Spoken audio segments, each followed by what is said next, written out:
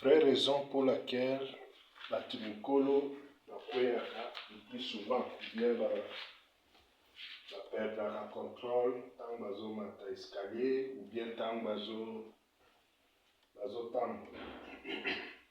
Donc à l'autre oubi, qu'est-ce qui arrive? Alors le plus souvent sur une pour la première fois, il y a toujours ce risque-là qui est salement pour la deuxième fois. Alors, qu'est-ce qui arrive souvent? C'est que il y a plusieurs raisons et plusieurs facteurs qui interviennent. Premièrement, il y a d'abord les facteurs liés à l'âge. Avec l'âge, il y a un déclin sur tous les plans fonctionnels. Il y a aussi des éléments à rapport des effets secondaires, en rapport avec les effets secondaires des médicaments. Des fois aussi, ils se précipitent. Un autre élément, c'est qu'ils ont des problèmes de maintenir l'équilibre ou d'être stable quand ils sont en train de faire un mouvement. Ils ont aussi des difficultés quand il faut, quant à ce qui est lié à la vision. Donc, on a un problème à vision, on a un problème à la cataracte.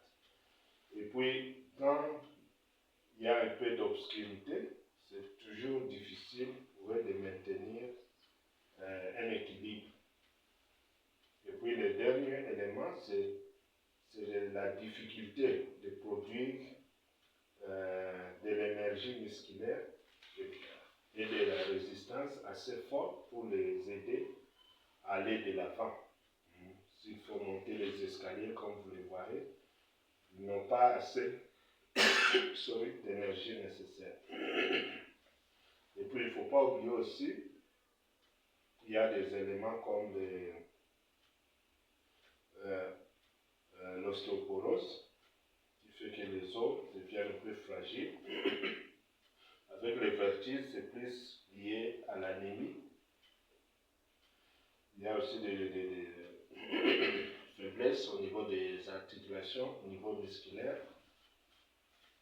Des maladies comme les chroniques, des bronchites chroniques, des emphysèmes, problèmes d'asthme,